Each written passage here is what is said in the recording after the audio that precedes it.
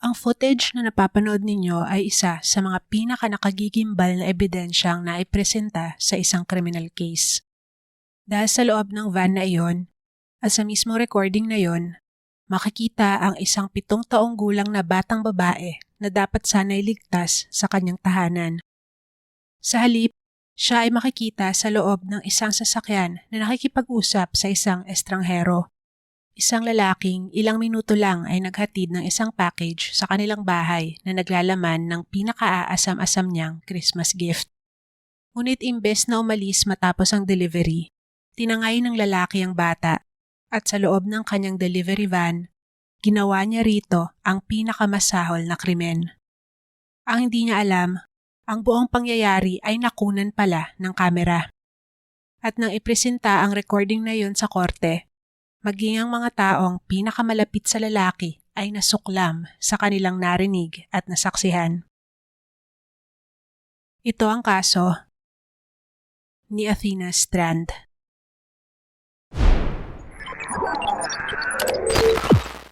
Noong hapon ng November 30, 2022, matapos magluto ng hapunan ay tinawag na para kumain ni Ashley Strand, ang kanyang batang anak at ang kanyang 7-year-old stepdaughter na si Athena. Hindi agad pumunta sa pagkainan si Athena, kaya pinuntahan siya ng stepmom sa kanyang kwarto, kung saan ang alam niya ay nag-aayos ang bata ng mga labahin. Hindi naman agad nabahala si Ashley nang wala roon si Athena, dahil mahilig daw ang bata na maglaro ng taguan.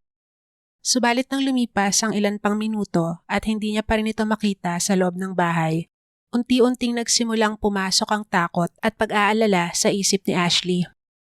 Nang lumabas siya ng bahay, walang kahit anong bakas na naroon si Athena. Maging sa paligid ng bahay ay wala ito, at ang nakita niya lang nakakaiba ay ang isang Walmart box na iniwan roon ng nag-deliver na FedEx. Ang laman ng nasabing box ay mga Barbie dolls na regalo dapat para kay Athena sa darating na Pasko. Pagsapit ng 6:41 ng gabi, tumawag na si Ashley sa 911 para i-report na nawawala ang stepdaughter. At sa isang iglap, tuluyan nitong mababago ang maliit at tahimik na bayan ng Paradise, Texas. Si Athena Presley Monroe Strand ay pinanganak noong May 23, 2015 sa Oklahoma. Ang kanyang mga magulang ay sina Jacob Strand at Maitline Gandhi. At bagamat hiwalay na sila, nanatiling maayos ang kanilang relasyon bilang co-parents. Espesyal na bata si Athena at inilarawan siya bilang matalino, masunurin at creative na bata. Mahilig siya sa unicorns at sa Disney movie na Frozen. At pangarap niya raw maging isang Viking princess. Bagay naman ito sa kanya dahil kahit girly at mahilig sa kulay pink, hindi naman ito alintana na maglaro sa labas at madumihan. Responsable at masipag din daw si Athena. Kahit hindi sabihan ay ginagawa nito ang kanyang homework at nagkukusa rin itong tumulong sa mga gawaing bahay. Hindi siya isang rebeldeng bata. At walang sino man sa kanyang pamilya ang naniniwalang kusa siyang aalis o magtatangkang tumakas nang walang paalam. Noong mga panahong nawala si Athena, nakatira siya sa Paradise, Texas kasama ng kanyang ama na si Jacob, ng kanyang madrasta na si Ashley, at ng kanyang nakababatang half-sister. Nagkaroon kasi ng malubhang karamdaman si Maitline kaya minabuti nila na kay Jacob na lang muna manirahan ng bata, para maging mas maayos at stable ang pagpapalaki rito. Tahimik na bayan ng Paradise at tight-knit ang komunidad nito na mayroon lamang nasa 600 na residente. Kaya naman nang mai-report na nawawala si Athena, agad na tumulong sa mga pulis ang mga tao sa lugar sa paghahanap. Subalit habang lumalalim ang gabi, unti-unting nawawala ang pag-asa at napapalitan ito ng pangamba. Kinabukasan, December 1, nagsagawa ng malawakang search operation ang nagsanib puwersang Wise County Sheriff's Office, Texas Rangers, Fort Worth Police, Highway Patrol at nasa 200 volunteers. Kasabay nito ang pag-iimbestiga sa posibilidad ng foul play at naging mahalagang clue nga ang FedEx package na dineliver sa bahay ni Athena noong araw na nawala ito. Hapon na ng December 1, naglabas ng Amber Alert para kay Athena dahil noon lang na-establish ng mga otoridad na malamang ay dinukot nga ito. Subalit matapos ang buong araw ng paghahanap, wala pa ring malinaw na sagot kung ano talaga ang nangyari sa bata. Samantala, kumbinsido ang mga investigador na makakatulong ang kung sino man ang nag-deliver ng package noong hapon ng November 30 dahil baka may nakita ito o may nakunan ang kamera sa van nito. Dahil dito, sa pamamagitan ng waybill sa package ay natukoy nila ang delivery driver, ang 31-year-old na si Tanner Lynn Horner. Dahil napakasensitibo ng kaso, nagpa siya ang mga detectives na huwag na munang direktang kausapin si Tanner. Sa halip, inatasan nila ang delivery office manager ni Tanner na kausapin ito sa telepono habang sila ay nakikinig para hindi makatunog ang lalaki. Sa tawag na ito, tinanong si Tanner ng kanyang manager kung naaalala niya ang rutang kanyang dinaanan at kung naaalala ba niyang nag-deliver siya ng package sa bahay ng mga Strand. Ang sagot ng lalaki, hindi niya daw kilala o natatandaan ang address. At ang mas nakapagtataka pa, ayon sa kanilang mga records, hindi rin nakamarka bilang delivered ang package, na syempre ay naging kaduda-duda. Dahil dito, nagdesisyon ang mga investigador na kailangan na nilang questionin si Tanner ng personal. Sa pamamagitan ng tracking, digital evidence at ilang tips, hapon ng December 2 nang matunton ng mga pulis si Tanner habang ito ay nasa kanyang delivery route. Bagamat mukhang shocked ang lalaki sa nangyari, mahinahon naman siyang sumama sa mga otoridad. Noong una ay iginiit ni Tanner na hindi niya maalalang nag-deliver siya ng package sa Strand household, pero katakatakang bigla niyang naalala ito. Sa katunayan, medyo nakakagulat na bigla rin niyang naalala ang isa pang kakaibang detalye, na habang nagde-deliver siya ng package, may nakita raw siyang isang misteryosong van na nakapwesto lang sa gilid ng property. Aksidente rin daw siyang bumangga sa isang puno nung siya ay paalis na. Sa puntong yon, alam na ng mga investigador na may 30 minutong pagitan sa delivery na yon at sa susunod niyang delivery. At nang tanungin siya tungkol dito, sinabi ni Tanner na bigla siyang nakaramdam ng pagkahilo kaya tumabi muna siya sa gilid ng kalsada ng ilang minuto. Napansin ng mga detectives na tila may sagot ang lalaki sa lahat ng ibato nilang tanong. Pero may isang detalye na tila nakalimutan si Tanner. Ang mga kamera na naka-install sa lahat ng FedEx delivery vans. At hindi lang video ang nire-record nito, kundi pati ang audio. Kitang-kita sa video, malinaw at walang duda, binuhat ni Tanner si Athena papasok sa likod ng van at saka isinara ang pinto. Habang nagmamaneho ang lalaki, makikita pang nasa tabi nito ang bata at kinakausap ito. Dahil dito, napilitan na si Tanner na umaming dinukot niya nga ang bata, pero hindi raw yun planado. Ayon sa kanya, aksidente niyang nabangga si Athena gamit ang kanyang van habang patras siya palabas ng driveway. Natakot daw siya na magsumbong ang bata sa kanyang ama, kaya sinakay niya na lang ito sa sasakyan. Doon, sinubukan niya daw na batiin ang leeg ni Athena at sinakal niya rin daw ito hanggang tuluyan ng malagutan ng hininga. May itinurong lugar ang lalaki kung saan niya umano tinapon ang katawan ni Athena, pero walang natagpuan roon ng mga pulis. Sa patuloy na interview sa kanya ay nagbago pa ang salaysay ni Tanner. Siya raw ay mayroong alter ego na nagngangalang Zero. Si Zero daw ang naguudyok sa kanya para gumawa ng mga kakilakilabot na bagay. Noong oras ng krimen, nakumbinsi raw siya ni Zero na mapapahamak sila at makukulong dahil kay Athena, kaya kailangan nilang dispatchahin ang bata. In short, pinapalabas ni Tanner na si Zero ang masama at hindi siya. Kinalaunan, tinuro na rin ng lalaki sa mga investigador kung nasaan ba talaga naroon si Athena. Pasado 7:00 ng gabi, sa Bobos Crossing sa Karatig Bayan na Boyd, natagpuan ang walang saplot na katawan ng 7 taong gulang na si Athena Strand. Nakadapa ang bata at palutang-lutang sa mababaw na bahagi ng Trinity River. Ang lugar na iyon ay nasa 10 milya lamang ang layo mula sa bahay ng mga Strand. Lumitaw na itinapon ng biktima malapit sa tulay. Napapalibutan siya ng lupa, putik at mga halamang nagmula sa ilog. Sa pagsusuri sa mga labi, Napansin ng mga investigador ang mga pasa sa kanyang ulo, leeg, likod at dibdib. Ang ilang mga bakas sa katawan ni Athena ay match sa shoe pattern ng suot na sapatos ni Tanner noong araw ng krimen. Mayroong ding mga palatandaan na matitinding blunt force trauma. Bukod dito, natagpuan ang tuyong dugo sa ilalim ng kanyang mga kuko. Nagpapahiwatig na maaaring nanlaban ng husto ang bata. Ang kanyang cause of death ay asphyxiation at blunt force trauma.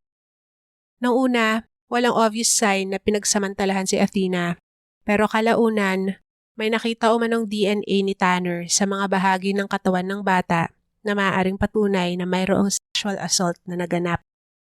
Para sa pamilya ni Athena at sa komunidad na ilang araw naghanap sa kanya, ang nangyari sa bata ay isang hindi katanggap-tanggap na trahedyang habang buhay na tatatak sa kanila. Sa parehong araw na natagpuan si Athena, December 2, 2022, formal na inaresto si Tanner Horner para sa mga kasong capital murder of a person under the age of 10 at aggravated kidnapping. Noong March 2023, siya ay nag-plead ng not guilty.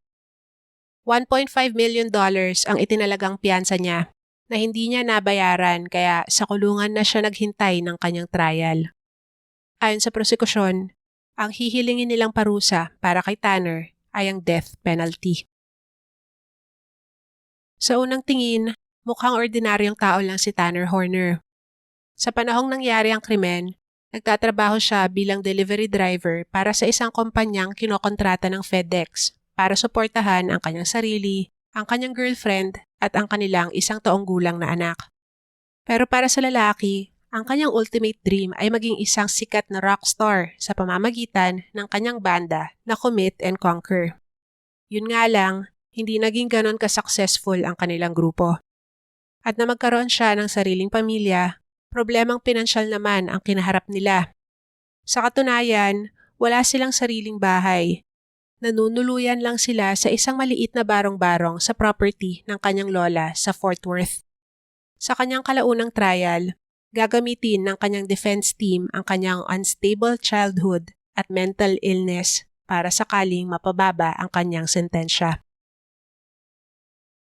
Ang buong komunidad ng Paradise ay nagluksa sa pagkawala ni Athena.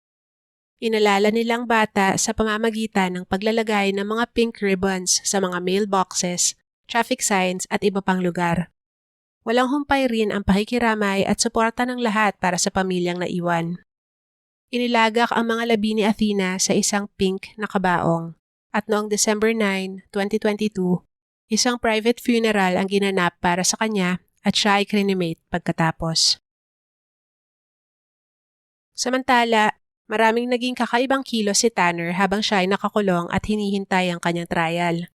Sinabihan niya umano ang ilang investigador na sasabihin niya sa kanila ang lahat-lahat kung papayagan nila siyang magbakasyon ng 1 buwan kasama ang kanyang pamilya. Sinulatan niya rin ang pamilya Strand noong 2023 at ito ang bahagi ng liham na isinalin ko sa Tagalog. Gumawa ako ng napakasamang bagay sa inyong pamilya at humihingi ako ng tawad. Hindi ko masabi kung ilang gabi akong hindi makatulog. Ipinagdarasal ko kayong lahat. Hindi na ninyo makikita pang lumaki ang inyong anak at humihingi ako ng tawad. At ngayon, ang anak ko ay lalaking walang ama at tagapagtanggol. Humihingi ako ng tawad na hinayaan kong maging mahina ang aking mental state. Humihingi ako ng tawad na kinuha ko ang inyong munting anghel. At ipinagdarasal ko na kahit paano ay mapagaan ng aking kamatayan ang inyong paghihirap. Ang tanging hinihiling ko lang ay patawarin niyo ako. At sana maalala niyo ang aking anak at bigyan siya ng awa at habag dahil nawalan na rin siya ng ama. Ipinaliwanag din ng lalaki ang kanyang mental condition at magulong childhood na para bang ginagamit itong excuse sa kanyang ginawa. Malamang ang mga sinabi niyang ito ay desperadong pagtatangka lamang para makuha ang loob ng pamilya ni Athena. Kapansin-pansin din na mas nakatuon pa siya sa kanyang sarili kaysa sa kanyang biktima. Subalit hindi lang yan ang liham na kanyang sinulat na mga panahong yon, dahil nakita rin ang isa pa na may nakalagay na for detectives only. Sa sulat na yon, Sinabi ni Tanner na nang dumating siya ng bahay nila Athena ay may isang lalaki daw na tinutukan siya ng baril at kinuha ang kanyang wallet. Pagkatapos ay inutusan raw siya nito na dukutin si Athena at pagkatapos ay itapon ang katawan nito. Sumunod daw siya dahil pinagbantaan daw ng lalaki ang kanyang buhay, pati na ang kanyang pamilya. Ang sabi pa niya, kung may mangyayari daw sa kanya bago ang trial ay kagagawa niyon ng misteryosong lalaki. Kahit nakaduda-duda ang kwento ay inimbestigahan pa rin ito ng mga pulis, pero wala silang nakitang kahit anong ebidensya na sumusuporta sa kanyang salaysay. Malinaw na gusto lang ilihis ng akusado ang sisi sa iba.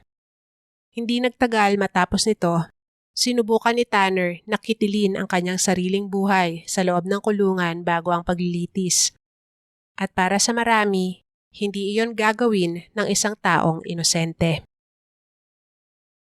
Nagsimula ang trial ni Tanner Horner noong April 2026, pero ginulat niya ang lahat nang binago niya ang kanyang plea sa guilty. Malamang para maiwasan niya ang parusang kamatayan. Dahil dito, agad na nagsimula ang kanyang sentencing hearing. Doon, iprinisenta ng prosekusyon ang napakaraming ebidensyang susuporta sa kanilang hiling na death penalty. Una ay ang autopsy report ni Athena, kung saan pinapakita na naghirap siya bago siya malagutan ng hininga. Napakalakas din ng physical evidence.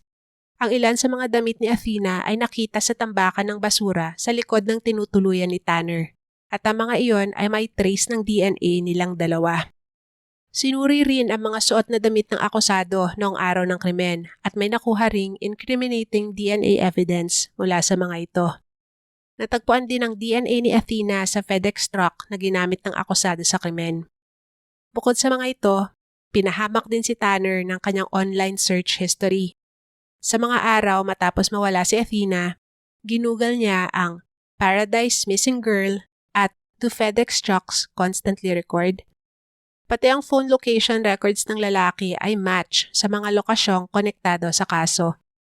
Tinawag din ng prosekusyon para tumestigo ang dalawang babaeng mula sa nakaraan ni Tanner.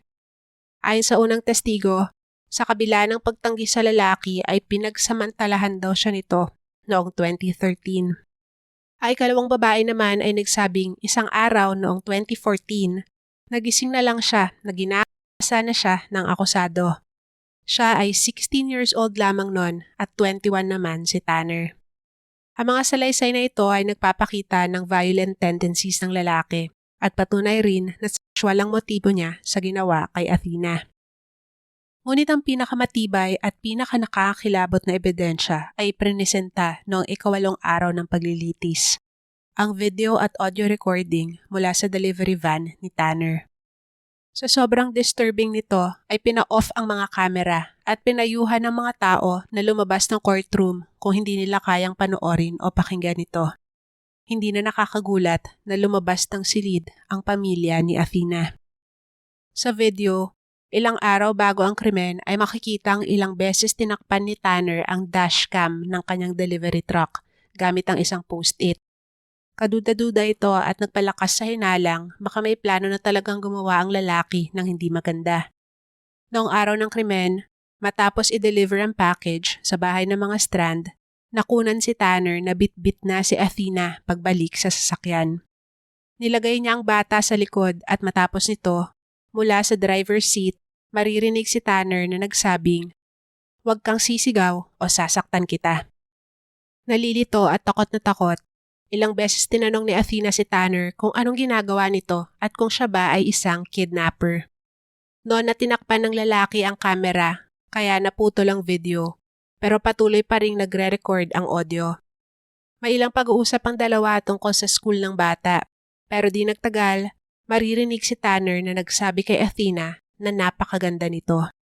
Sinabihan niya rin ito na hubarin ang kanyang damit, na sinagot naman ng bata na ayaw nito at nag-umpisang tawagin ng kanyang mommy habang umiiyak. Maririnig pa ang isang Christmas song sa radyo at sumasabay pa dito si Tanner habang sumisigaw at umiiyak pa rin ang biktima. Dahil dito, sinigawan siya ng lalaki na manahimik. Nasa 1 oras matapos ang pagdukot, maririnig na ang mga kalabog at struggle sa loob ng sasakyan At malinaw na noong mga oras na yun na walang awang pinaslang ni Tanner si Athena. Nang sumunod na araw, nakunan si Tanner na nililinis ang likuran ng parehas na delivery vehicle. Ang kilos ng lalaki ay kalmado na para bang walang nangyari. Labis na apektado ang lahat ng nakapanood at naiyak pa nga ang iba. Maging si Tanner ay nakitang umiiwas ng tingin sa ilang bahagi ng audio. Halos lahat ng nasa courtroom ay nakaramdam ng matinding pagkasuklam at lahat ng mata ay nakatutok sa taong nasa gitna, ang salarin na siyang gumawa ng lahat ng ito. Siyempre, sa panig ng depensa, nakatuon sila sa pagpapagaan ng parusa kay Tanner. Nagtawag sila ng ilang eksperto para tumestigo tungkol sa diagnosis ng akusado na Level 1 Autism Spectrum Disorder o yung dating tinatawag na Asperger's Syndrome. At sinabi rin nila na mayroon itong depression at hirap din sa pakikisalamuha. Tumestigo rin ang ina ni Tanner at ayon sa kanya, traumatic daw ang naging childhood ng anak. Kinuwento niya ang mga pangyayari na maaaring nag-contribute sa kinahinatnan ng akusado. Pero sa puntong yon, malinaw na hindi sapat ang mga testimonyang ito para baguhin pa ang direksyon ng kaso. Sa katunayan, maging ang sarili niyang ina ay nagpahayag na matapos niyang makita ang mga ebidensya, naniniwala siyang sexual na inatake ng kanyang anak si Athena bago niya ito pinatay. Sa isang punto, tuluyan siyang napaluha sa galit at humagulgol habang sinasabi na si Athena ay isa lamang inosenteng bata.